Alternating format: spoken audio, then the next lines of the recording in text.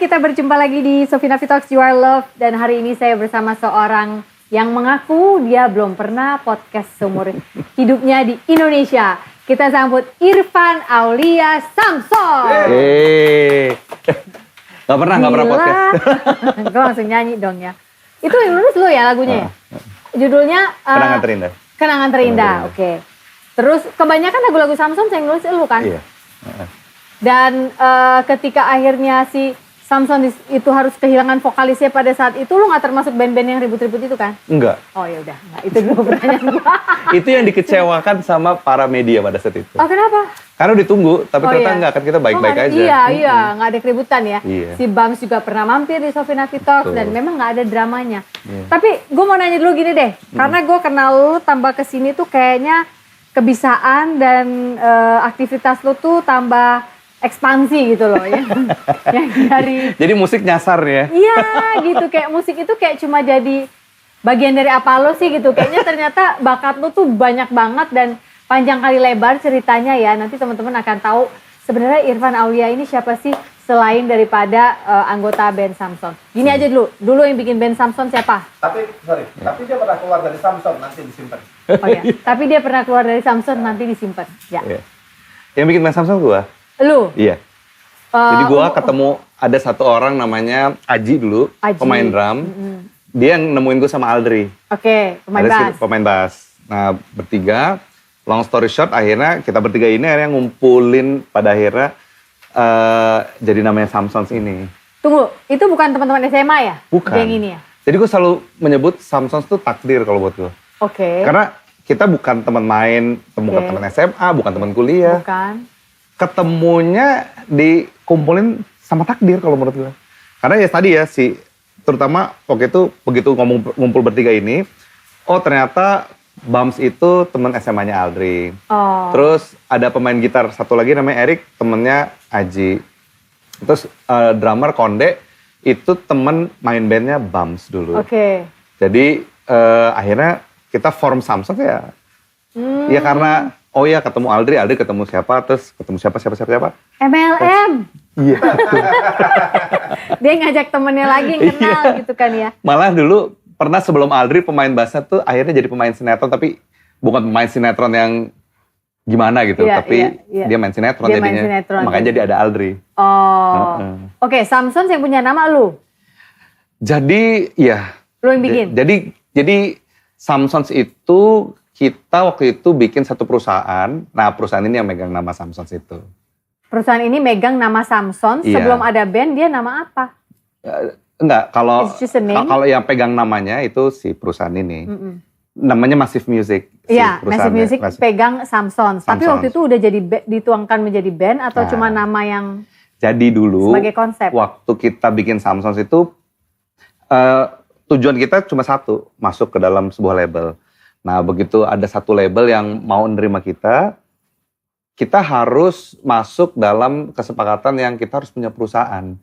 Jadi bukan full sign artis pada umumnya orang. Oh. Jadi PT-nya si Samson ini namanya Massive Music Entertainment. Yeah. Itu dibuat supaya Samson bisa rilis. Oke. As simple as that. Yeah. Terus semua IP-nya Samson ya ada dalam perusahaan ini. Itu lu orang di balik itu? Salah satunya. Emang ada siapa lagi? Jadi si PT ini dulu kita berlima Samson yang punya. Dan orang-orang yang baru ketemu ini, baru kenal ini, bikin band yuk, lu Ya main. nggak baru banget sih, kan waktu itu kita form Samsons itu officially 2003, tapi kita mainnya udah dari 2002. Nah dari 2003 ke 2005, itu kan kita bikin demo, nawarin ke label, terus decide, oh ya udah kalau gitu kita bikin perusahaan. Itu quite sometimes like kalau kita spend 2 tahun dengan intens tuh kan ya udah kenal begitu aja, kayak kita kayaknya ini ya belong together gitu ya, belongs one to kayaknya another, bisa ya. nih gitu. Udah, makanya waktu itu notaris cuma bilang jangan ribut-ribut ya. Oh ya. Jadi kita bikin Samsons tuh dinotariskan sebetulnya secara nggak langsung. Ini agak beda. Orang tuh bikin band karena pengen ngetop, pengen hasil karyanya keluar, pengen ada di majalah, pengen ada video klipnya diputar di MTV misalnya pada saat itu, ada di semua radio-radio. Kalian ini agak anomali. malah perusahaannya dulu yang dipikirin. Ini kan nggak Iya banyak yang sih, seperti ini. iya. Kalau lu nongkrong dengan sesama anak band, ini bayangan gue ya, I could be wrong. Kalau lu nongkrong bersama anak-anak band yang katakannya kehidupannya lebih jalanan, lalu mereka jadi rockstar sekarang. Sebenarnya rada cupu ya, maksudnya ini anak-anak orang kaya nih pada pengen bikin perusahaan. Mungkin nggak kaya, tapi mungkin agak beruntung. Kalau orang begitu denger, gue mau bikin bisnis, gue mau bikin perusahaan. Kalau orang pada umumnya gini, Iya, iya. orang kaya sih dia pasti bisa. Lu ngerti kan Iya, what I'm iya. trying to say gitu. Iya. Dibandingkan dengan, ayo kita bikin band, lu jadi pemain ini ya, gue ini ya, gue ini, nggak kepikiran gitu perusahaan itu. Kita begitu sih. Jadi mungkin kekuatan pikiran kita pada saat itu mengalahkan logika anak pada umurnya pada saat itu. Oh, untuk mencapai mimpi kita harus bikin perusahaan. Jadi sebetulnya kita nggak mikirin perusahaannya. Kita mikirin bahwa untuk mencapai tujuan kita, oh kita harus bikin perusahaan ini. Dan semua yang tadi disebutin tuh ada di dalam kepala kita. Oh kita pengen ya first dikenal orang, pengen lagunya di air di radio. Betul, masuk MTV zaman itu gitu. Itu ada semua dalam list kita. Cuma untuk bisa mencapai itu semua, kita harus melewatinya pakai bikin perusahaan. Biar apa? Nggak ada. Itu karena rulesnya pada saat itu harus ada namanya master licensing kan. Oke.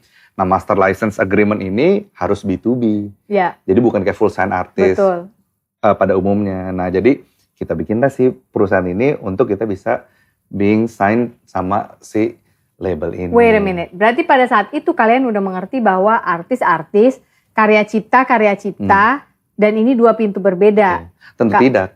Gak ngerti. Gimana sih? Jadi Kalau itu gua sebetulnya mikir, blessing in disguise semuanya ya.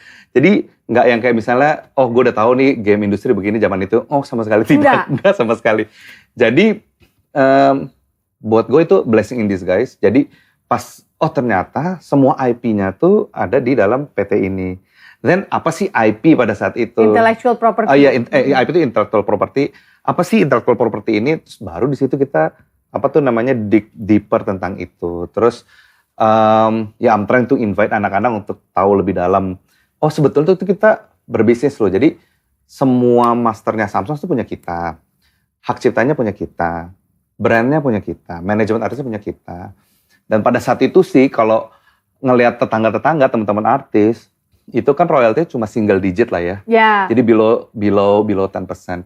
Kita tuh udah masternya punya kita, bikinnya dibayarin, masih diinvest gitu ya sama labelnya. Kita punya royalty yang jauh lebih besar, berkali-kali lipat lebih besar gitu. Jadi dari situlah, oh berarti kalau kita care sama IP kita, there's a way ya untuk kita hidup dalam industri ini gitu. Ya sudah dari situ benar-benar bagi tugas kalau gitu. Dulu Bams yang di depan gitu. Frontman. Iya frontman gitu. Gue sama Aldri yang di belakang jaga dapur lah semuanya, ngatur semuanya untuk bisa berjalan dengan baik. Dari sisi manajemen, dari sisi administrasi di belakang, terus kontrak-kontrak. Jadi waktu back office semuanya. Jadi waktu kita pertama kali pegang kontrak, I think itu my first contract ever ya. Yang lo baca? Yang gue baca. Jadi lu udah ngerti waktu itu? Enggak lah, tentu saja tidak. Jadi benar-benar, oh ini kontrak gitu ya. Nah, gue cuma minta waktu itu kebetulan salah satu, ya Bams, waktu itu sama Om Hotma dan associates-nya, gue nggak minta mereka yang kerjain, gue mintanya satu, ajari saya supaya saya bisa baca kontrak ini dan bisa respons kontrak ini. Ya udah diajarin. Nah, yang kayaknya priceless tuh justru itunya. Jadi kesempatan untuk belajar sama the experts yang mungkin nggak semua orang pada saat itu punya kesempatan itu gitu. Lu agak aneh sih Van ya, maksud gue belum pernah nih nemu anak band yang kayak begini gitu modelannya. Mau belajar baca kontrak, terus bisa pada saat itu walaupun dengan ilmu seadanya, udah bisa membedakan bahwa guys ini kita ngetop lagu dimainin di mana-mana, kita manggung orang elulukan kita, itu kan cita-cita semua anak band lah ya ketika mereka bikin band. Tapi kita punya IP. Betul. Dan satu hal, kita nggak segan bahas itu dari awal. Jadi way back before kita tahu ada royalty, terus akan seperti apa, kita udah bikin rules of the game-nya. Jadi kita bikin rules of the game bagaimana kalau kita terima uang. Jauh sebelum ada uangnya gitu. Jadi kalau nanti ada uang, terus baru kita bahas, ini terlalu sensitif dan kita bisa Ribut. ya yang nggak diharapkan terjadi lah. Jadi kita udah di depan notaris, kita bicara oh ini rules of the game kita. Ntar kalau ini begini, ini begitu gitu. Nah jadi dicatat, jadi kita nggak lupa gitu. Jadi dari situ kita tinggal execute aja. Kecuali nanti ada keinginan untuk dirubah, kita bicarakan lagi. Gitu. Adendum. Ya amen. dan lain-lain. Kita amen apa yang kita sepakati gitu ya misalnya gitu. Iya. Terus ya udah jalan seperti itu. Dan itu takdir itu di situ. Jadi teman-teman yang ikutan, lucu juga ya. Oke deh idenya gitu. Iya betul. Dan satu rezeki yang gue pikir nggak bisa gue elakkan tuh adalah teman-teman nih bener-bener terbuka soal itu gitu. Jadi mereka bener-bener bener-bener mengungkapkan oke, gue suka ini, oke gue nggak suka ini. Nggak dipendem terus terjadi masalah di belakang gitu. Berarti semua rumus untuk rumah tangga Samsons ini bertahan harusnya udah ada ya dari awal. Udah ada. Ngomong pahit di depan, Iya. duit diomongin di depan, nggak pas sudah masuk ke dalam mahligai perkawinan Terus baru berlima dibicarain, itu iya. ya kan. Walaupun ujung-ujungnya Bams Iya, harus keluar betul. pada Jadi, saat itu.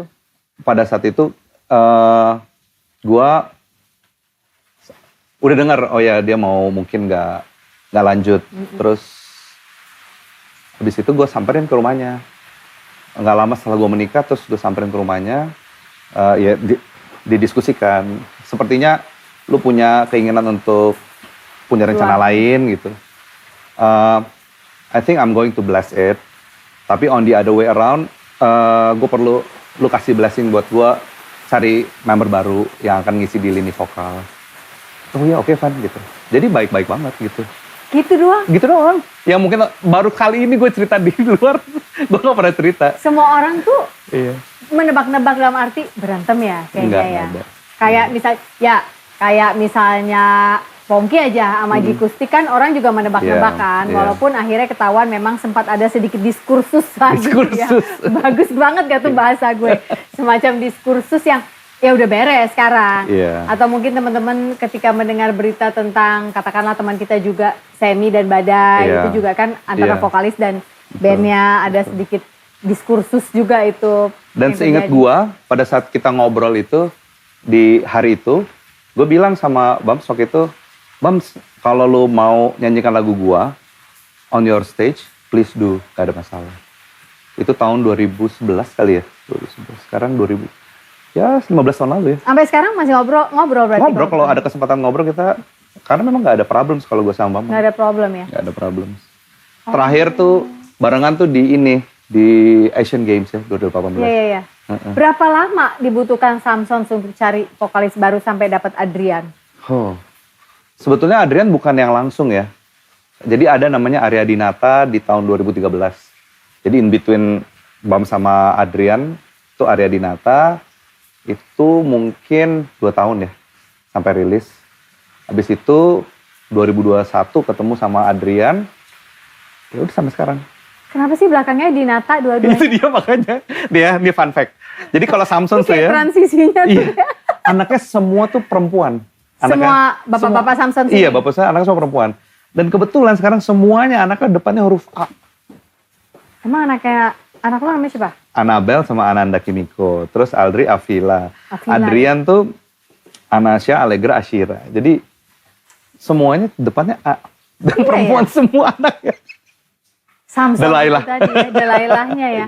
Waktu kalian bikin nama Samson, waktu pertama kali keluar nama band Samson, gue sempat mikir gini, ini anak-anak ini tahu nggak ya Samson itu kelemahannya ada di Delilah gitu Iya, ketika betul. membuat nama ini.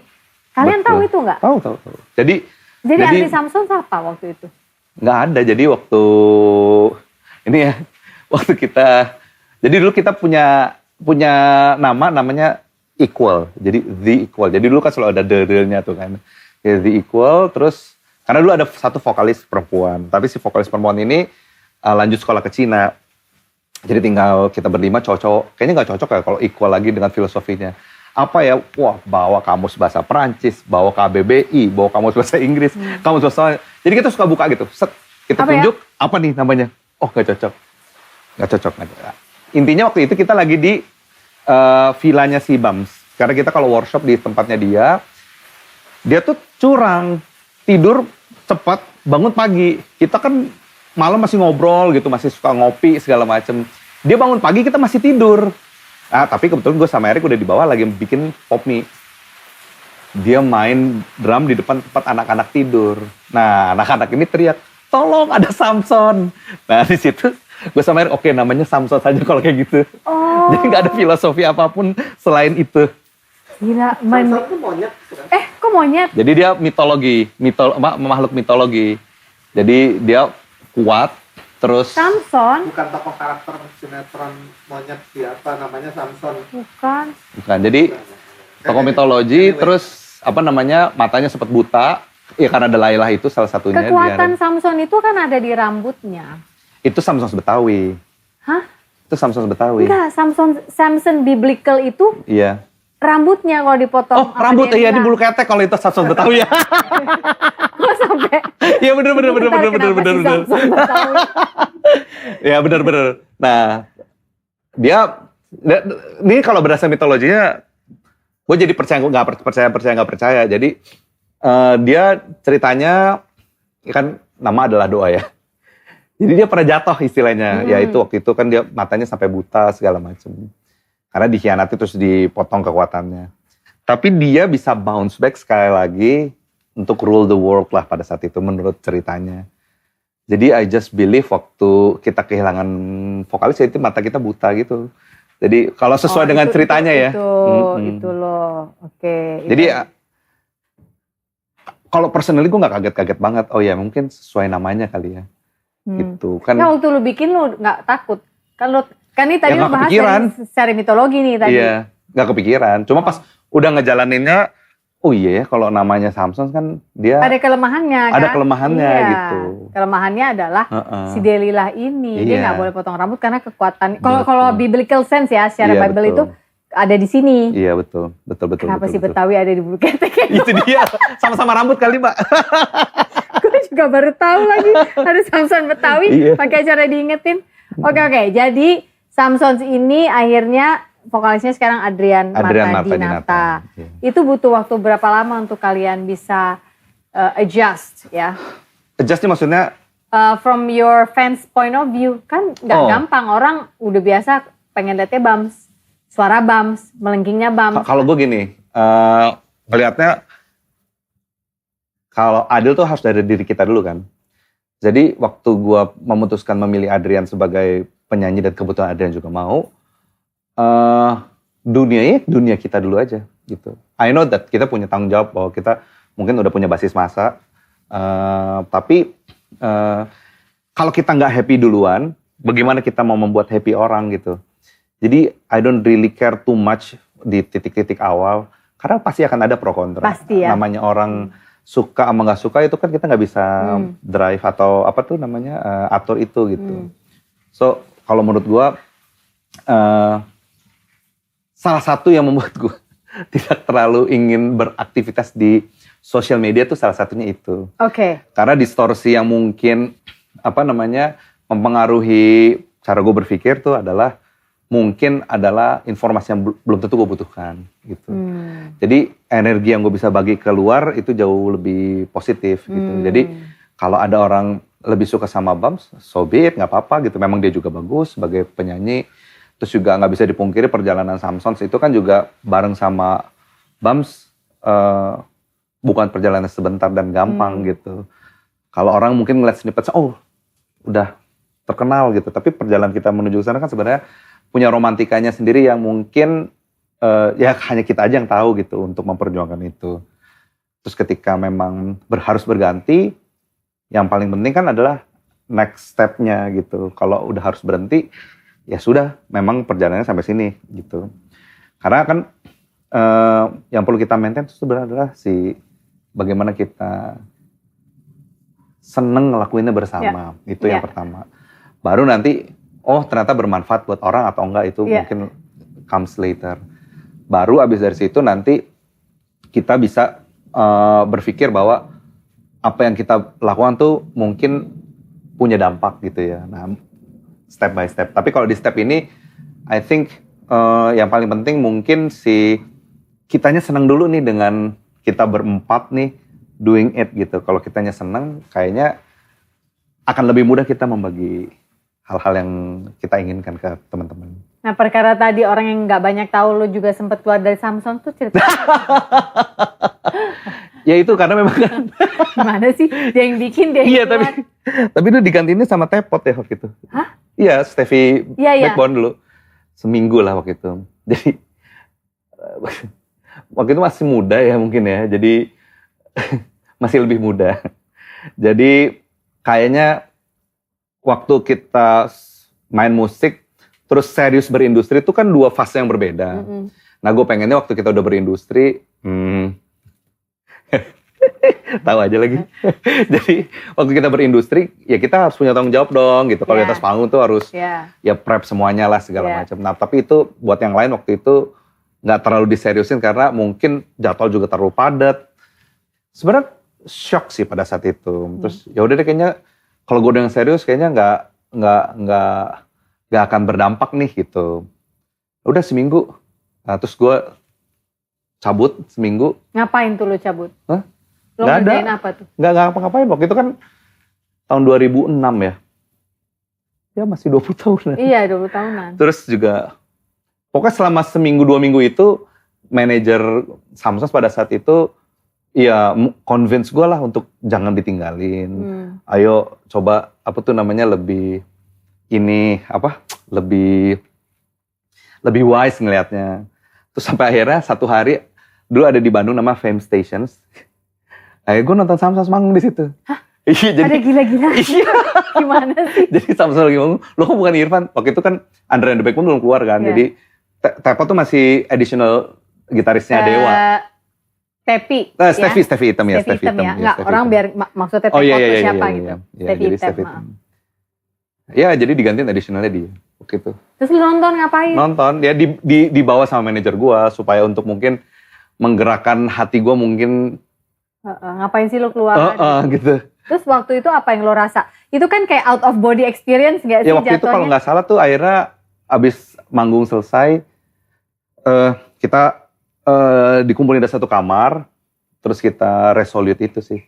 Akhirnya oh ya udah deh kalau gitu memang kita tuh ada di apa tuh namanya tanggung jawab yang berbeda nih karena kan kita udah berindustri hari ini, jadi kita mungkin harus lebih mempersiapkan diri ya untuk disiplin dan segala macam. Jadi maksudnya pada saat itu lo merasa nggak bisa perform karena lo kurang bisa multitask gitu di industri juga lo Jadi harus I mikir. feel pada saat itu kurang disiplin Samsung pada saat itu. Oh Samsungnya kurang disiplin. Oke. Jadi dan akan sulit maju kalau nggak disiplin. Jadi harus disiplin. Nah tapi kayaknya kita kan waktu itu masih anak-anak. Ya udah jadi dari situ Lo tuh anak keberapa sih kok ketuk banget ya umur 20-an itu? Pengen tahu deh. Gue anak pertama. Oh anak iya pertama, bener, iya. gue juga anak pertama Iya, lagi. Ya ketuk kan emang. Iya. Jadi pengen ngatur harus gini ya. Iya. Harus gini ya. Kalau nggak bener harus gini Iya, ya gitu iya. ya. Ya sukses sih manajer gue meyakinkan gue untuk ngobrol ketemu. Manajer lu pasti bukan anak pertama. Bukan. Dia anak tunggal malah. Tunggal. Dia anak tunggal ya. Iya. Dia Itu anak tunggal. special breed of anak pertama. tuh. Iya. Gak bisa ngapa-ngapain tuh anak pertama Iya, yang sama iya, anak tunggal. Iya. Dia anak tunggal kalau nggak salah ya. Dia malah bisa membuka paradigma lo yang berbeda Iya. untuk melihat ini untuk Iya, jangan terlalu kaku gitu maksudnya. Iya mungkin kayak begitu. Ya mungkin ada benernya tapi mungkin kasih toleransi sedikit lah untuk mungkin anak-anak bisa apa tuh namanya digest ini gitu secara baik-baik. Kalau nggak disiplin Samsungnya pada saat itu define disiplin apa? Samsung bangun Nah, pagi segini, harus contoh olahraga ya. dulu apa gimana gitu? Enggak lah. Kalau zaman dulu kan kita kan seminggu tuh mungkin pokoknya sebulan tuh bisa 33 kali zaman itu ya, bukannya kayak zaman sekarang. Manggung ya. Sebulan aja cuma ada 30 hari ya, jadi berarti ada yang double. Dan belum kayak hari ini kan, 33 kali hari ini tuh jauh lebih memungkinkan. Jadi alat-alat, terus apa tuh namanya tim dan segala macam harus benar-benar bisa diatur lah. Nah, karena kita terlalu banyak, jadi kan kita punya tanggung jawab profesi kan untuk perform dengan baik di depan panggung, di depan audiens gitu, terus juga untuk meninggalkan kesan dan yang lain-lain. Nah, gue merasa kok waktu itu ya nggak kita deliver dengan baik gitu. Nah ini bisa jadi bad investment kalau kayak begini. Jadi itu akan jadi padahal kan killer itu kita. KPI kamu sendiri kan. Betul. Nah makanya kalau gue doang sendirian being disiplin pada saat itu kayaknya nggak akan works juga karena kita kan berlima gitu. Iya benar. Jadi kalau sekarang sih gue ngeliatnya itu mungkin some kind of shock therapy juga buat mereka. Akhirnya mereka buka matanya, oh ya udah deh, kita doing in a better way gitu. Sekarang ini, hah? Kenapa? Oh iya. Yes. Mas, bisa kerja di TV loh. Nah sekarang dengan Samsons yang udah berapa tahun sekarang umurnya? Kalau Samsung sendiri mungkin 22 tahun. Oke, 22 tahun. Terlihat nggak disiplin yang dulu pernah lo KPI kan itu? Sampai lo keluar dari Samsung. Kalau bicara Samsung yang sekarang sama Samsung yang dulu ada perbedaan. Kalau dulu mungkin Samsung is the only thing yang kita lakukan untuk make a living. Kalau sekarang itu kita agak teoritis sih. Mengimplementasikan piramida Maslow. Jadi kita ini aktualisasi diri kita. Orang nerd banget ya tapi menyenangkan. Anak siapa sih sebenarnya? Ya. Terus.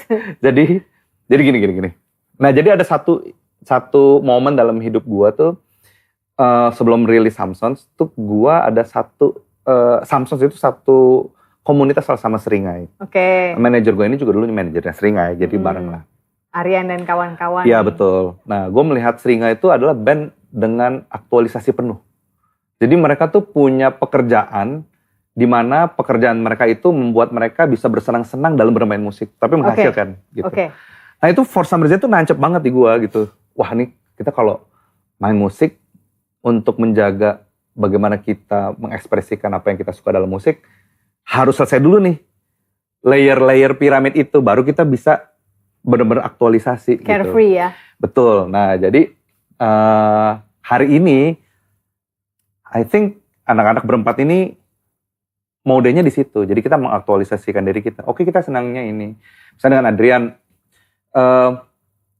dia lagi seneng back to 80s gitu. Ya udah kita kayaknya oke juga nih, kita juga belum pernah main gitu ya. Mengaransemen aransemen 80s. Kita coba yuk versi Samsung gitu. Jadi kita doing it for fun gitu.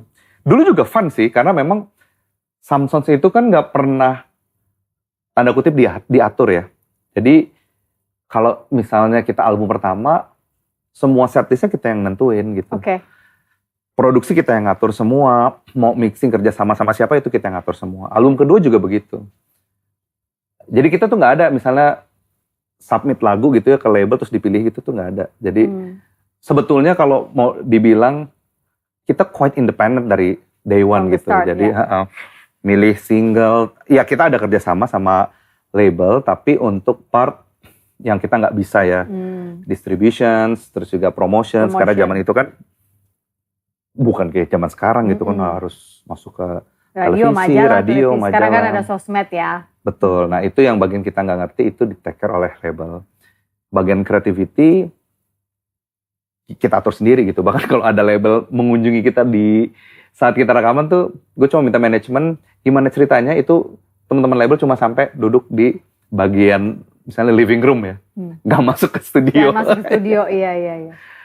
Tapi ya itu terjadi gitu. Ini Samsung nih kayak anak pertama yang ketu udah tahu maunya apa. Udah nggak usah atur, tenang aja kita bisa gitu ya.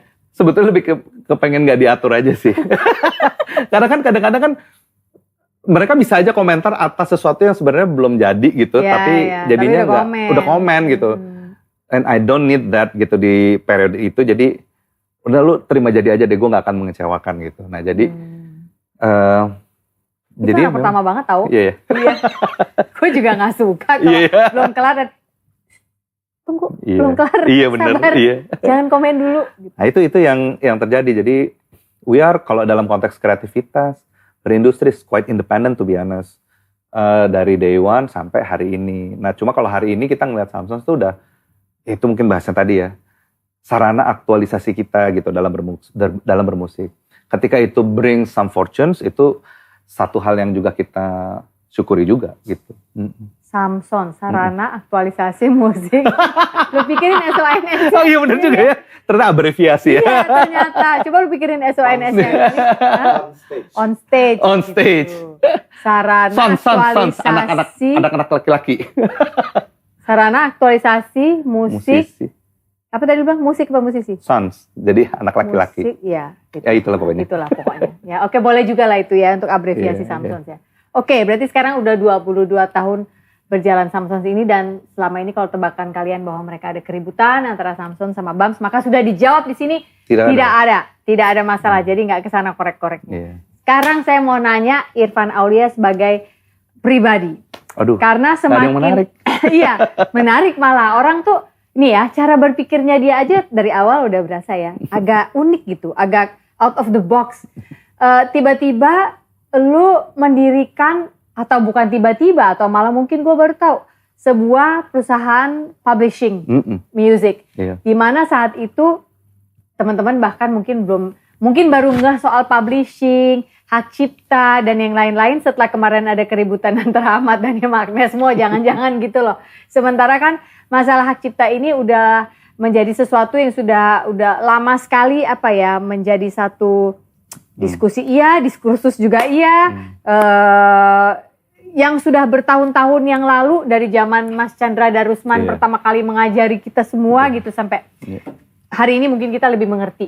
Nah, dari situ sepertinya perusahaan lo ini agak lebih ngetop, dalam arti ada loh perusahaan di Indonesia khusus publishing lagu. Artinya ketika kita menciptakan lagu nih teman-teman ya, itu tuh milik kita, tapi untuk kita mendapatkan haknya secara ekonomi dari bukan pengguna. institusi ya, pengguna.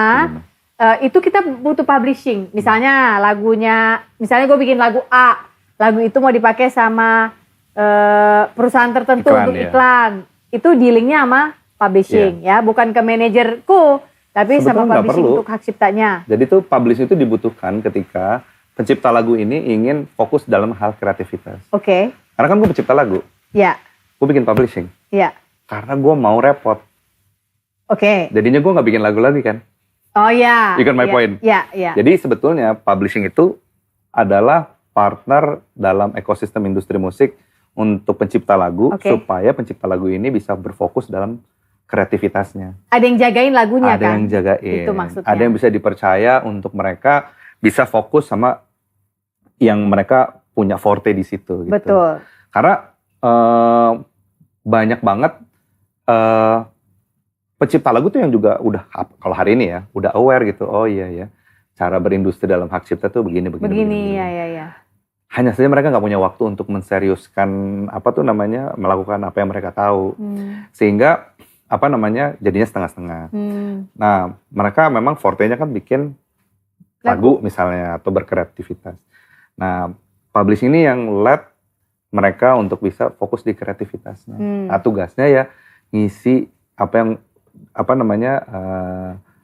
kasarnya disepakati ya, dalam konteks ini si administrasi kebanyakan. Ya, tapi kan butuh satu perusahaan publishing yang tidak hanya mengurus supaya si pencipta lagu bisa main-main dan melakukan forte-nya itu menulis lagu. Juga mengurus dalam hal misalnya ada hak ekonomi yang mau kita tarik dari tadi ini. Platform-platform sekarang yang banyak di luar sana, platform streaming online, di mana kalau kita tidak diwakili oleh publishing yang dikenali oleh si perusahaan itu, katakanlah YouTube Musik, katakanlah Spotify, itu duit kita nggak bisa ditarik juga, benar nggak Pak? Iya, jadi sebetulnya technically untuk bisa mengutip itu memang perlu pihak yang berpartner dengan mereka, dan biasanya itu bentuknya entitasnya itu adalah music publishing. Iya. Tapi kan artinya lu udah melihat ini dari jauh-jauh hari ketika lu bikin. Jadi gimana sih? Jadi si perusahaan yang orang kenal itu sebagai music publishing itu nggak didesain untuk music publishing. Itu adalah perusahaan yang didesain untuk Samsons biar bisa rilis album pada saat itu. Karena ini perusahaan ini udah ada dari, kalau secara akta dari tahun 2006. Tapi dia jadi professional publishers itu di tahun 2013. Jadi waktu itu tuh gue melakukan banyak advokasi kali ya, bahwa kepada musisi-musisi, kalau misalnya mereka itu tahu IP itu bisa menghidupi mereka, itu dari tahun 2009. Cuma kan itu konsep yang susah ya, zaman itu kan literasi tentang hak cipta, industri susah. Jadi satu-satu yang membuat gue bertahan doing it, it's just because gue suka berbagi aja gitu. suka itu loh berbagi. menurut gue aneh. Lu suka berbagi, Iya. lu melakukannya Iya. to the point where lu sampai katakanlah masuk ke sebuah badan, lu pernah di LMK juga. Nih baru ngetop sekarang LMK di level umum ya. Kalau level musisi dan industri tentunya udah tahu udah lama. Bahkan LMKN pun lu pernah ada di situ. Sampai waktu zaman-zaman Covid itu sempat ada, gua nggak tahu boleh cerita apa Jangan nggak? deh, kalau ini itu skip jangan. aja. Oke, nggak usah. Oke, Tahu kan? jangan. Biar nggak Ya, biar nggak melebar ya. melebar. Nah, tapi kan lu masih muda waktu itu, lu ngerti gak sih Iya, maksud gue? Jadi kayak lu tuh gimana sih cara berpikir lu tuh buat apa? Tadinya kan semudah ini perusahaan untuk Samsons. Iya. Nggak taunya ke depannya lu pikir no, I need to share more on what I know. Iya. Karena Karena apa ini jiwa iya. sosial lo? Apa sih ini? Enggak sih. Jadi sebetulnya pada saat itu tuh gue ngerasa satu ya, banyak teman-teman yang abai aja waktu itu. Oke. Bahwa udahlah yang penting gue main musik buat manggung gitu. Mau sampai kapan nanti kalau misalnya tua udah nggak bisa jejengkirakan lagi, dan apa yang akan menghidupi lu nanti, apa yang akan jadi legacy lu, pasti lagunya kan atau karyanya gitu. Nah itu harus harus dipikirkan gitu gimana caranya itu terkelola dengan baik. Ya itu terus dibagi terus, bicara sama teman-teman bahwa industri musik dari hulu ke hilir tuh aktornya adalah ini. Gimana caranya untuk bisa fit in sama ekosistem tersebut. Jadi nggak abai. Sampai di satu titik mereka tuh malah bilang begini, ya udah gini aja deh Van, keluarin kontraknya deh. Let you represent us gitu. Maksudnya gimana gitu. Jadi nggak ada dalam Bible di kepala gue tuh bahwa ini akan jadi music publishing. Iya. Makanya pada saat itu yang ngomong pertama kali itu tuh teman-teman dari Naif gitu. Terus malah yang desain pertama kali tuh adalah Patrick Effendi. Mungkin tuh dia lebih kasihan ngeliat gue. Ada lagi usaha nih kayaknya nih. Gue masuk kayaknya ke situ. Kan dia pencipta lagunya Kobo Junior kan dia kan. Iya, Patrick Effendi pertama kali jadi bukan. Jadi member lo wakili. Betul ya. Jadi kalau member awal-awal sih mungkin waktu itu ada seringnya samaran. Tapi itu bukan yang pas di periode profesional kita sebagai publishers. Nah di periode profesional kita sebagai publisher tuh member pertama kita Patrick Effendi. 001. Habis itu ada teman-teman dari Zigas, habis itu teman-teman dari Naif gitu. Lalu sudah berjalan gitu. Terus tahun berapa tuh? 2013. Iya. Profesionalnya 2013. Jadi ya mereka berpikir gua tuh lebih seneng kalau gue bisa ngomong sama partner gue. Mereka bilangnya begitu. Nah, gue mendefinisikan pada saat itu, ya mungkin karena kita juga teman-teman musisi, mungkin mereka lebih comfortable ngobrolnya sama kita juga dibanding sama satu instansi yang mungkin udah punya pengalaman, udah besar pada saat itu, cuma mereka nggak memilih ke sana gitu. Jadi waktu itu udah ada perusahaan-perusahaan publishing di Indonesia belum? Ada, cuma udah banyak. Publishing itu kan zaman dulu kayak access baggage ya kalau dalam industri. Karena kayak ada dan tiada gitu. Jadi kalau industri musik ya pasti label dan manajemen artis pada saat itu. Ini industri dari rekaman ya, sisi rekaman gitu. Jadi kita ngelihatnya bahwa ada satu elemen yang sebetulnya harusnya melengkapi, yaitu elemennya hak cipta pada saat itu. Ya udah, terus diseriusin ini. Gue juga beruntung karena eranya pada saat itu era disruptif ya.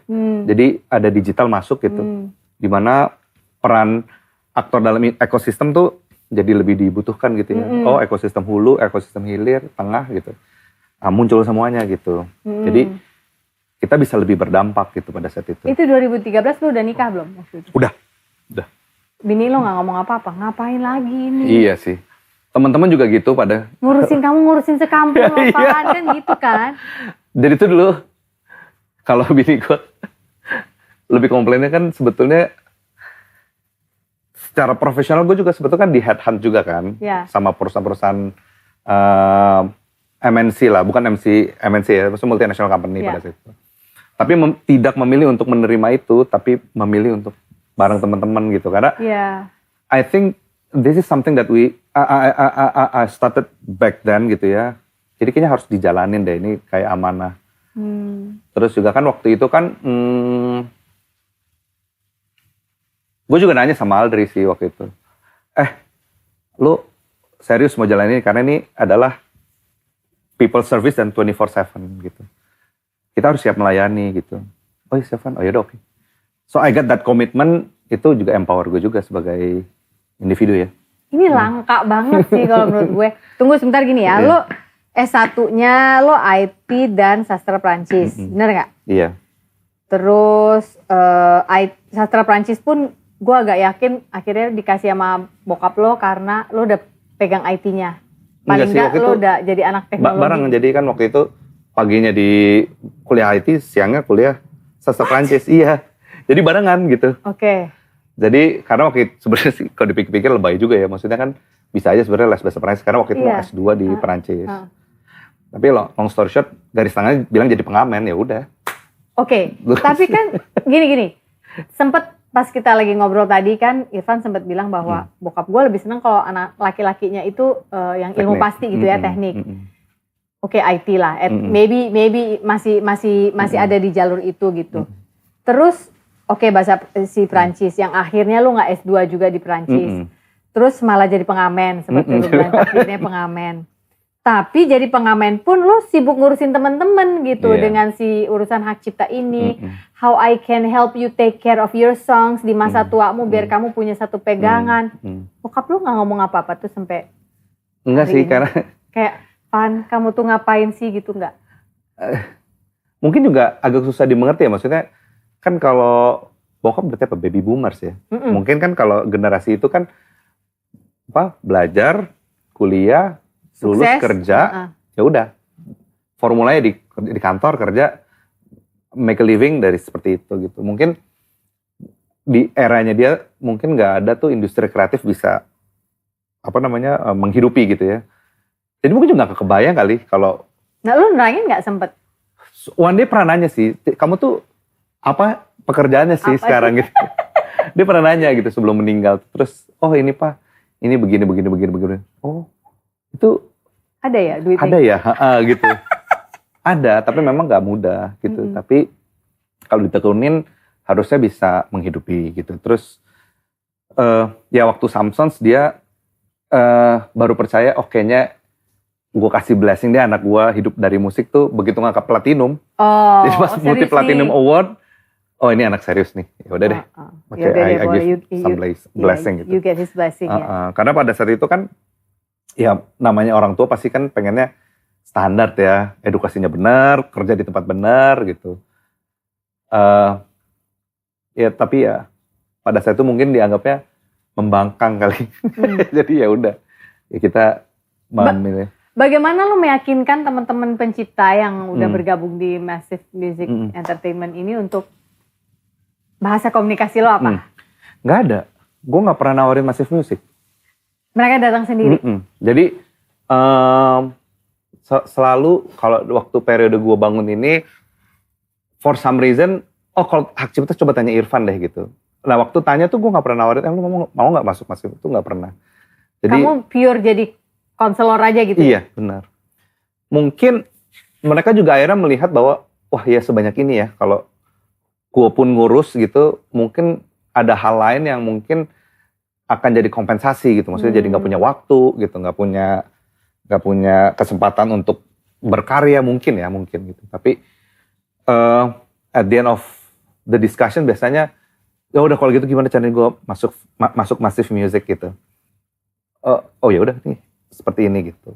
Oke, berarti untuk kita yang awam nih, apa yang dilakukan si publishing ini untuk si pencipta-pencipta? Oke, secara prinsip dia mengadministrasi, mengeksploitasi dan manage lagu atau hak cipta dari pencipta lagu. Kalau dibikin sederhana, dia manajernya pencipta lagu lah.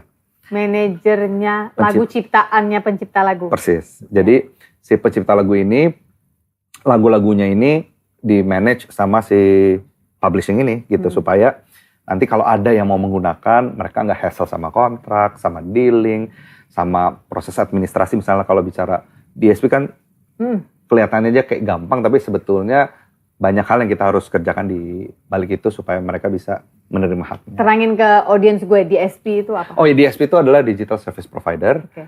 Jadi itu Spotify, YouTube, Apple Music gitu ya. Atau layanan-layanan digital yang ada di sekitar kita hari inilah. Instagram dan Ngurusin segala macam. itu. Ngurusin itu. Oke. Karena sebetulnya mereka juga adalah pengguna hak cipta juga. Jadi harus ada semacam jembatan antara pencipta lagu dan penggunanya. Salah satunya tuh dalam industri tuh adalah music publisher. Termasuk ini nggak sih looking out untuk misalnya kayak kemarin ada satu kasus di Ponky Barata, ada satu lagu yang ternyata dipakai oleh sebuah brand. Iya. Terus itu nggak sengaja atau tanpa sengaja atau nggak tahu atau gimana, pokoknya terjadi tanpa izin. Betul. Nah, ketika itu sudah sampai di DSP itu, lalu what does the publisher do? Jadi biasanya salah satu fungsi advokasi kan itu adalah liaise communications. Jadi kita bisa tahu sebetulnya dia by intentions atau enggak, ada mens reanya nggak sih kalau mereka melanggar gitu. Akhirnya turns out pada saat komunikasi ya mereka nggak sengaja dan mau bertanggung jawab. Nah harusnya kalau misalnya pencipta melakukan itu sendiri bukan nggak bisa aja, tapi mungkin Rempong. nah itu dia gitu. Jadi udah coba let me do it for you. Jadi lu bisa fokus berkarya gitu. Dan nanti kita akan update semua perkembangan. Karena memang hari ini tuh karena literasi tentang hak cipta itu sangat terbatas. Mau dari sisi pencipta ataupun pengguna tuh jatuhnya jadinya banyak hal-hal yang mungkin bisa terjadi disparitas ya. Ya. Dia nggak punya maksud melanggar tapi turns out activity-nya itu melanggar gitu. Nah, kita harus disparitas pemahaman kali ya. Betul. Jurangnya terlalu jauh untuk dia memahami. Karena memang kompleks banget sih. Iya, harusnya begini. Saya pikir kalau saya begini nggak melanggar, Mas. Nggak taunya melanggar. Hai teman-teman, sudah punya buku Si Paling Overthinking belum? Tulisanku di sini memang buat yang punya bakat overthinking sih, atau justru buat yang sedang mendampingi orang yang hobi overthinking. Boleh juga. Buku ini berada di bawah series Hati yang Gembira Adalah Obat. Banyak cerita di sini, termasuk pemulihan hubungan daddy-daughter. Iya, antara aku dan bapakku. Sudah ada di Gramedia dan toko buku online di Toko Hijau dan Toko Orange. Selamat membaca ya. Harusnya begini, saya pikir kalau saya begini nggak melanggar, Mas. Nggak taunya melanggar gitu ya. Makanya kan yang jadi tugasnya publisher itu adalah bagaimana orang jangan takut menggunakan hak cipta, tapi dengan baik. Karena kan kalau misalnya apa-apa nanti serba takut, orang nggak mau pakai hak cipta lagi, tapi pencipta lagu juga yang rugi. Tapi bagaimana kita mengkomunikasikan dengan baik bahwa kasarnya gini, bagaimana Massive Music itu bisa liaise kepada pengguna bahwa licensing is never been this easy, tapi bukan digampangkan. Jadi orang juga mau pakai gitu loh lagu gitu. Liaise itu apa bahasa Indonesianya? Menghubungkan. Mengadvokasi ya. Bahwasannya ngurusin licensing, ngurusin apa ya namanya? Ya licensing hak ciptanya itu. Sebenarnya nggak rumit kok asal tahu caranya. Betul. Kebanyakan kan dulu waktu gue mulai industri hak cipta tuh punya image ribet, mahal, menakutkan gitu. Mungkin buat beberapa orang hari ini masih seperti itu. Tapi bagaimana kita bikin satu pendekatan-pendekatan yang jauh lebih mudah diterima, tapi tidak digampangkan gitu. Dan pada akhirnya yang benefiting kan pencipta lagu. Nah itu yang susahnya tuh kalau bicara komunikasi dalam hak cipta tuh itu sih Mbak. Iya. Jadi untuk sesuatu yang tidak umum, tidak tersedia secara banyak literasinya, tapi harus dijalankan. Nah, strategi komunikasi itu yang mungkin kita harus. Jadi kita banyak bikin town hall sama misalnya advertising agency, terus juga mendekatkan diri sama pengguna seperti industri film gitu ya. Bagaimana lagu tuh lebih mudah sebetulnya untuk bisa diakses gitu ya. Bukan murah, tapi dalam konteks ini mereka jadi mengerti, oh kenapa sih ada value-nya yang mereka harus bayar.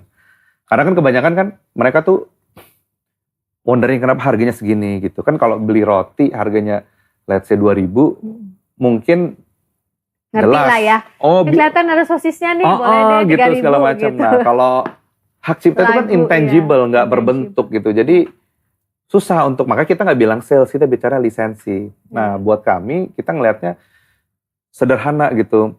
Berarti kalau ada peminatnya, then it brings value dong buat penggunanya. Kalau kayak begitu harus ada namanya fair trade. Nah, bagaimana yang fair gitu loh. Terus yang fair itu mudah diakses sama orang gitu. Sehingga ya mereka dengan senang hati menggunakan terus membayarnya gitu. Nggak sedikit kok misalnya pencipta lagu yang apatis terhadap konsep royalti, terus setelah dijalankan, I think they taking billions juga pada akhirnya gitu. Ujung-ujungnya ya, terima juga uangnya. Iya gitu, dan mereka start to believe gitu. Ada satu pencipta lagu, malah ahli waris gitu ya. Ahli waris, mereka nggak pernah tahu kalau dikelola dengan baik, hak cipta tuh bisa sebegitu, menghidupinya buat mereka. Keluarganya. Betul. Iya. Ini kan kayak kita udah dikasih pohon sama Tuhan, berbuah, udah ngegelantung-gelantung tuh mangganya sampai keluar-keluar. Kalau nggak kita kelola kan busuk dimakan kelelawar, dijolokin anak sekampung gitu ya. Simple as gini misalnya yang paling banyak terjadi dan umum. Nggak kompleks misalnya contoh. Ini kalau mau dipakai hubunginnya ke siapa ya? Nah, misalnya ada satu lagu gitu ya, ada user mau pakai gitu. Zaman itu tuh susah banget nyari siapa pencipta lagunya. Kemana nih gitu Kemana? Ya? Kalau sekarang mungkin era teknologi informasi udah banyak ya, misalnya lewat sosial media, mungkin lewat word of mouth gitu segala macam. Nah zaman itu tuh susah banget gitu, makanya fungsi doing marketing before licensing itu jadi kan gitu ya. Jadi kalau gue diajarinnya ada namanya 7 ladders of loyaltiness. Jadi step pertama tuh suspect, terus step 2 prospect, terus ada buyer, terus ada customer, member, advocate, raving fans. Jadi suspect tuh kita tahu dia nggak tahu kita. Prospect kita tahu dia tahu kita. Nah untuk convert orang yang kita tahu tapi dia nggak tahu kita, itu perlu kegiatan marketing kan. Nah, supaya kita sama-sama tahu nih sekarang. Supaya dia tahu kita juga gitu. Oh lagunya tuh dikelola dengan baik misalnya oleh pihak A gitu. Jadi mereka punya alamat kalau misalnya mereka mau pakai lagunya. Nah kegiatan itu yang secara step by step kita lakukan. Jadi bagaimana convert dari suspek ke prospek. Dari prospek udah tahu kita mau pakai lagunya pencipta lagu yang kita kelola. Nah itu juga another namanya sales activity. Baru abis itu dengan customer service. Nah itu hal-hal yang dalam perjalanan gue belajarnya. Bukan misalnya gue udah tahu duluan, gue mau jalan ini, nggak tahu sama sekali. How many books did you read a day untuk sampai ke sini ya? Jadi I thought I was dyslexic. Jadi aku pikir aku dulu dyslexia. Karena dulu setiap kalau buka buku tuh kayak scribbled. Ya, tapi kayak ternyata, lompat.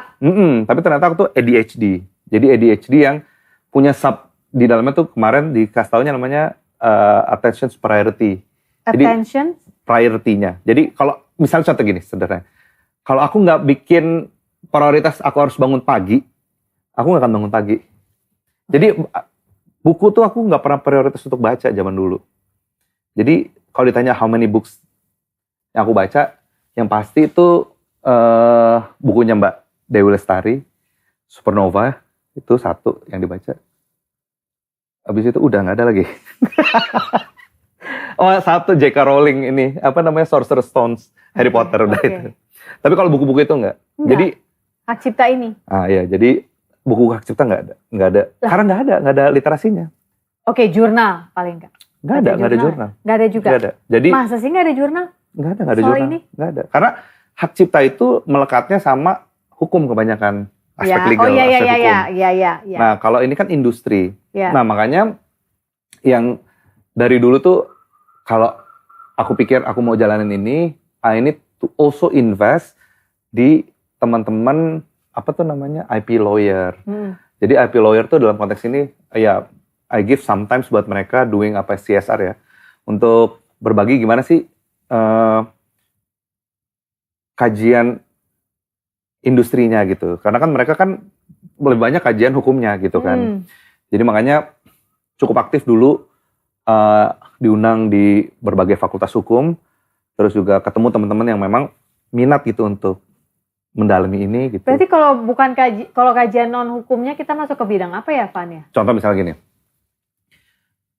pakai lagu harus izin, misalnya gitu ya. Itu kan kata-kata hukum. Nah pada saat aspek komersialnya itu kan bagaimana izinnya. Misalnya contoh, ada satu platform dia ada layanan yang free, ada yang berbayar. Nah, Premium dan freemium let's say itu. premium dan free ini atau advantaged gitu. Nah ini kan kalau basis berizin ini udah berizin, tapi rules of the game-nya ini kan adalah cara kita berindustri.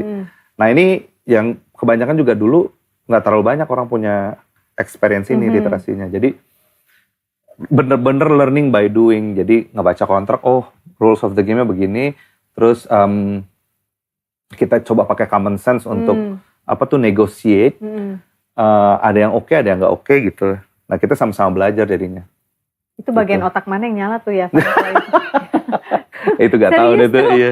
Gue jadi pengen tahu karena kan berarti lu nggak belajar apa ya, kalau bahasa zaman dulu letterluck lah gitu ya, bahasa zaman dulu lu nggak, you don't read, there's not enough journal to back it up, buku apalagi karena kan berubah setiap saat. Sementara kan lu bicara dari sisi industrinya. Jadi kan, kalau dari sisi hukumnya kan bisa dibaca. What I truly believe itu kenapa kalau dokter tuh disebutnya philosopher gitu ya. Karena mereka mengulas filosofinya. I'm not talking that I'm quite a philosopher, tapi mungkin I was gifted, dikasih cara berpikir yang cukup filosofis. Jadi begitu ketemu case, common sense yang bekerja gitu. Common sense yang bekerja. Jadi ketika negotiate, ketika berhadapan sama orang, jadi masuk akal gitu. Dan pada saat itu juga I learn new thing gitu. Ya udah terus dicatat. Gitu. Oh, pada saat terjadi dobrakan di neuron lo itu. Gitu kan. Wow. Iya. Itu catat. Dan I was I'm very lucky. Gue punya environment yang sangat mendukung ya.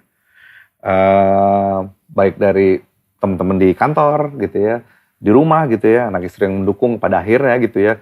Oh iya ya, benar juga sih. Kalau nggak mendukung, ya repot juga ya. Jadi dan juga nih si papap nih ngurusin begini-beginian gitu ya. Ya karena memang sekitar juga sangat mendukung gitu. Jadi jadi di kantor tuh gak ada satu orang pun yang punya background music publishing. Ada yang dulunya movie producer. Iya, jadi produser Man Called Ahok tuh ada orang licensing di kantor. Ada yang dulunya bekerja sebagai manajer di perusahaan pembuat kapal perang. Siapa tuh yang DJ tuh yang ngumpulin vinil? Acum. Kerja di dia juga kan? Iya. Itu juga. Itu jurnalis tadinya. Oh iya, jurnalis. Jadi tadi. nggak satu pun dari karyawan tuh punya background itu. Jadi common sense yang gue punya adalah ya I need to share with them bahwa kita doing this untuk people. Jadi ya kita harus mau untuk serve mereka gitu. Berarti kamu membangun kampung Smurfmu sendiri ya, kan? Iya betul. Sebagai aku selalu Papa bilang, Smurf, kamu belum punya warga waktu itu. Gak ada sama sekali. Jadi aku mulai Massive Music tuh dari satu gudang, bekas gudang gitu ya. Jadi kita bersihin. Waktu itu cuma sempat mampu nyewanya 500.000 per Ini zaman bulan. Samson? No, pasca Samson. Ya. Jadi kita cuma punya 500.000 untuk sewa bekas gudang itu. Kita punya meja yang bekas ada di gudang. Jadi kalau ditekan di ujung sini, ujung sana naik gitu ya. Jadi I think yang kita punya waktu itu modalnya utama adalah apa yang kita tahu gitu ya. Jadi bukan modal punya uang terus kita doing some investment. Nah, investment terbesar kita waktu, tenaga sama mungkin pengetahuan waktu itu ya. Jadi yang kita treat waktu itu gitu. Nah pelan-pelan orang ternyata ya they need untuk mereka punya waktu lebih untuk kreativitas mereka gitu. Yeah. Jadi they sign with publishers gitu. Wow, gue harus tepuk tangan untuk, sorry Van, lo nomor 2 yang gue tepukin tangan istri lo.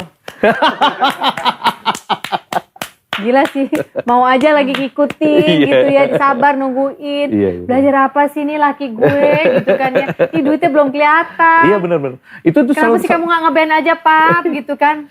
Itu bahkan teman-teman selalu bilang begitu gitu, bukan cuma istri doang. Mungkin bahasanya begini ya, sederhana. Van, emang doing that ada uangnya gitu. Mungkin waktu itu nggak terlalu berpikir uang ya, karena kan kita berpikirnya adalah bagaimana untuk industri ini bisa berjalan gitu. Bisa nggak kalau gue bilang music adalah passion lo, ngurusin hak cipta adalah purpose lo? Enggak juga. Karena kalau dibilang purpose kan udah tahu ya dari awal gitu. Kita nggak tahu sebenarnya. Jadi itu sebenarnya accident semuanya. Accident tapi kan sekarang lo lakuin, lo nggak mau Betul. mundur nih. Bukan nggak mau mundur, gue nggak boleh mundur karena yang harus gue wakilin kan harus udah lebih banyak sekarang. Exactly what I mean. Orang kalau nggak tahu itu purpose dia harus menjalani hidup di dunia ini dengan melakukan itu kan Iya. nggak akan terus. Mungkin later on ya mungkin ya. Cuma maksudnya dari awal sih kita nggak mikir seperti itu gitu karena kalau seingat gue kita hanya melakukan apa yang kita suka gitu. Termasuk berbagi tentang hak cipta gitu. Lo suka tuh berbagi soal hak cipta. Karena gue banyak melihat waktu itu keadaan yang tidak seberuntung gue pada saat itu. Ya maksudnya waktu gue jalanin Samsons, gue punya case, gue punya masternya gue punya sendiri gitu ya. IP-nya gue punya, copyright-nya gue punya sendiri, manajemen gue punya sendiri. Dimana pada saat itu nggak banyak teman-teman musisi yang desain sama pihak tertentu tuh bisa punya privilege itu gitu. Mereka kan 360 science gitu kan pada saat itu. Nah ya gue berbagi pada saat itu bahwa sebenarnya if you start to believe bahwa managing IP itu adalah sesuatu yang mungkin perlu dipertimbangkan untuk your future gitu. Mungkin ini akan bisa menghidupi lo gitu. Orang Indonesia udah mulai, menurut lo mulai mau membayar untuk urusan-urusan hak cipta ini? I'm thinking kalau orang Indonesia tuh a tolerant audience ya. Asal gratis, lihat iklan nggak apa-apa deh gitu. Iya kan? Demi gue nggak bayar. Iya. Demi gue Kalau dari data seperti itu ya. Iya, demi gue belum berkenan untuk membayar lebih untuk ini. Nggak apa-apa deh ada iklan, gue tungguin. Nggak usah yang premium, nggak masalah. Sampai saat ini, sifat masyarakat Indonesia masih seperti ini. Ada beberapa negara yang sharing same virtue ya. Jadi Indonesia, India, Spanyol itu sharing the same profile gitu. Ya itu apa? Ya itu. Si mental gratisan itu bukan? Iya. Iya. Makanya sebetulnya Free mentality itu. Iya. Jadi gue juga sharing banyak kepada teman-teman pencipta lagu.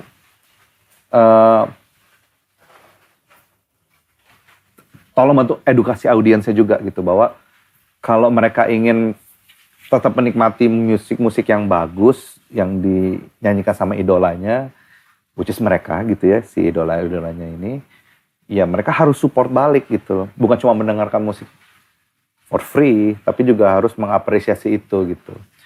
Dengan cara mungkin berlangganan gitu, atau mungkin hal-hal lainnya yang mungkin bisa support ekosistem musiknya mereka gitu. Karena kalau mungkin nggak segera, karena yang bayar mungkin di Indonesia mungkin cuma 8-12% kali yang bayar. Kalau sekarang ya, iya. Not even 25. Not even. Ya. Ini ketika kita bicara di SP ya? Ya. Ataukah you're talking Ya oral? maksudnya kan sekarang kalau misalnya kita bicara di mana kita bisa mendengarkan musik secara ya kalau dulu kan ada CD kaset ya. Ya, penggantinya CD kaset kan di SP ya. Iya, enjoyment kita denger. Mechanical Right itu yang gantikan sekarang Iya. apa Right namanya? Masih namanya. Sama ya, mechanical tapi bukan CD, DVD, Iya, kaset ada tapi dari streaming kan. ya tinggal play. Mostly kan orang kan menikmati musik kan dari situ ya. Maksudnya masih ada juga maksudnya live performance segala macam. Tapi maksudnya mostly akses atau orang dengerin musik kan dari situ.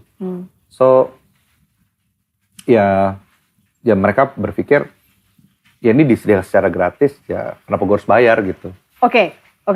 Coba ya. Ketidakmauan orang Indonesia membayar ini, kan yang bayar tadi lu bilang sekitar 8-12%. Apakah ini juga ikut memantik permasalahan-permasalahan di antara teman-teman kita? Enggak. Ketika lagunya dibawakan. Oh, enggak sih itu beda klaster sih soalnya. Beda klaster karena kan mereka mungkin merasa nggak dapat dari yang ini lalu enggak sih. Beda klaster. Nggak ada hubungan ya? Enggak langsung berhubungan gitu. Kalau berdasarkan data yang kita kumpulin sentimennya nggak berhubungan antara itu. Karena ini ada sentimen lain kalau yang membentuk keriuh rendahan yang terjadi kemarin. Apa sentimennya kalau di sana menurut? Ya kan kalau kita dengar dan lihat di medium kan adalah ada disparitas. Apa tuh namanya? Pendapatan. Ya, tapi kan dalam konteks ini itu bukan dibentuk dari sini sentimennya. Beda gitu. ya? Beda sentimen. Oke, itu buat episode lain aja kita simpan. Bapak mau jadi dosen pembimbing saya aja nggak apa-apa. Kayaknya Bapak kalau udah jadi dosen pembimbing saya sih ngerti banget nih soalnya. Luar biasa banget. Lu cerita ke anak-anak lu nggak soal ini? Udah umur berapa sih sekarang anak-anak lu? Anak-anak gue sekarang 13 tahun yang gede, yang kecil 7 tahun. Ya. Ada nggak? Ya ada cerita for dikit? dummies lah ya, mungkin yang buat yang gede gitu cerita tentang hak cipta. Karena pada prinsipnya, gue pengennya sebenarnya gini,